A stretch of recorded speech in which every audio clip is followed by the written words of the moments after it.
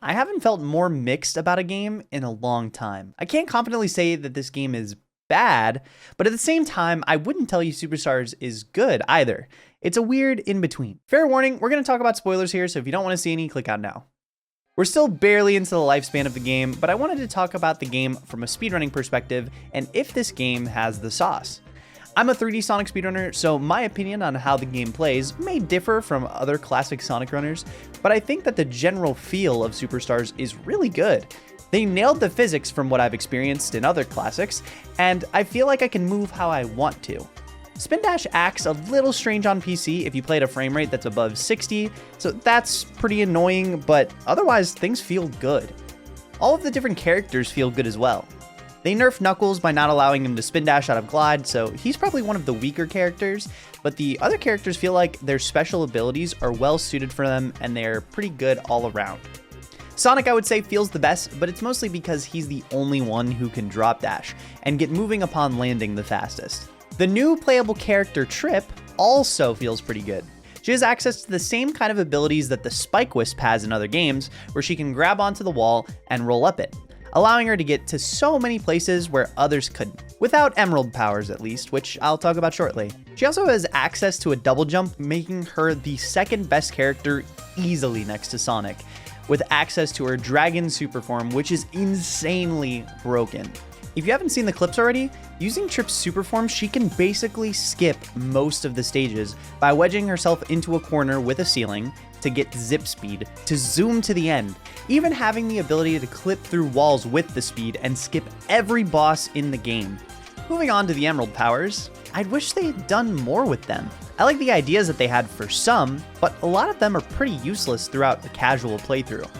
I tried to use them when they felt appropriate, but most of them can be ignored completely. And I understand the reasoning for this is because that the Emeralds are supposed to be an optional objective, but it's one of the few things that helps this game stand out from the other classics, so it hurts that it's just a throwaway mechanic. There is, however, two standout abilities for the speedrun, and they are the blue Emerldd avatar and the red Emerldd bullet ability. The clone ability shreds through bosses super easily, and you can end up dealing 2 to 4 hits depending on the boss.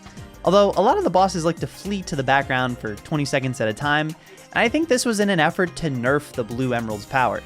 As for the red Emerldd, this ability already has all sorts of applications. You can use it to clip through some of the level geometry and perform large skips.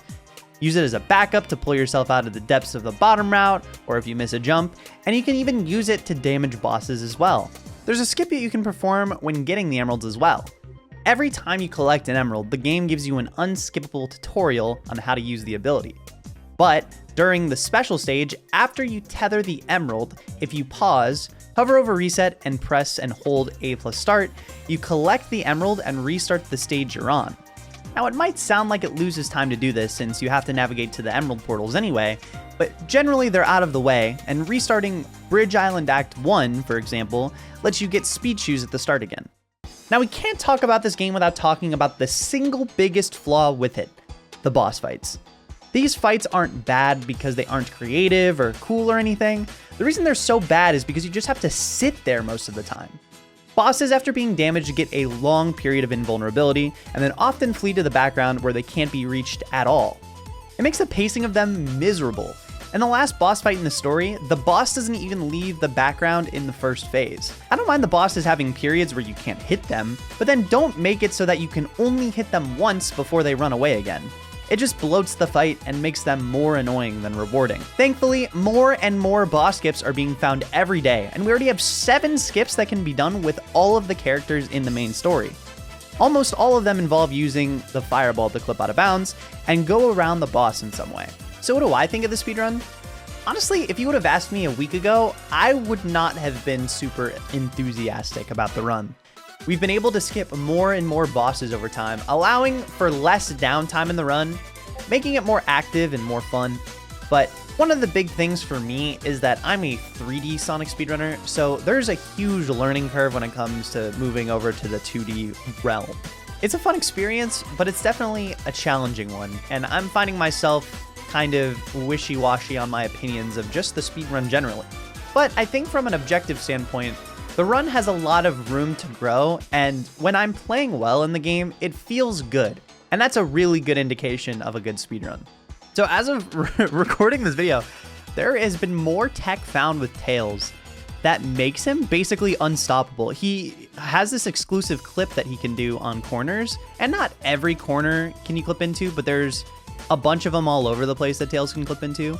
And it allows us to skip bosses that other characters couldn't and skip whole sections of stages. So I think this game is going to end up becoming Tails Superstars, to be honest, because the other characters are quite good, but this is such a big time save that other characters don't get access to. I think he just became the best character overnight. It's kind of insane. That just shows you how quickly speedrun metas can change. And I mean, we're still in the very, very early days. I mean, right now Tails is the best, but for all we know, Amy has like a special clip that she can do with her hammer spin or something like that. So time will tell.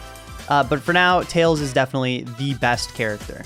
Superstars might have missed the mark casually, but I think it has a really good shot at being an exceptional speedrun. And there's already plenty of runners who are putting in work to make this game faster every day. The boards aren't even officially up yet, and there is already an any percent time by GrimmyHunter that is sub-hour. Pretty impressive, and I definitely think that this run has the shot to go at least below 50 minutes. So final thoughts. Superstars is a dope speedrun. I think it's a very safe Sonic game. I think that people are a little bit over-hating it online. I think it's a pretty solid game. It's like a typical 2D Sonic game. It just doesn't do anything particularly outside the realm of what you would expect from a typical 2D Sonic game. And as a speedrun, I think it's gonna be dope. With all the new tricks and skips that we're finding every single day, it's just exciting. Like literally every day I wake up and there's probably like a new minute of time save, which is really sick. And sorry this video took so long to come out. I didn't get this game early. I got it when it released like everybody else. And I wanted to like sit on my opinions of my first playthrough, play through it a few times, as well as learn the speedrun and do a bunch of attempts and stuff like that. So my time is about to be sub-hour. It's like an hour 16 right now as of recording this. So Superstar's good, man. It's just not amazing. And that's okay. Definitely get the game when it goes on sale. It's definitely worth it. If you guys made it this far in the video, say banana. Anyways, thank you guys for watching. I'll catch you guys in the next one. Later.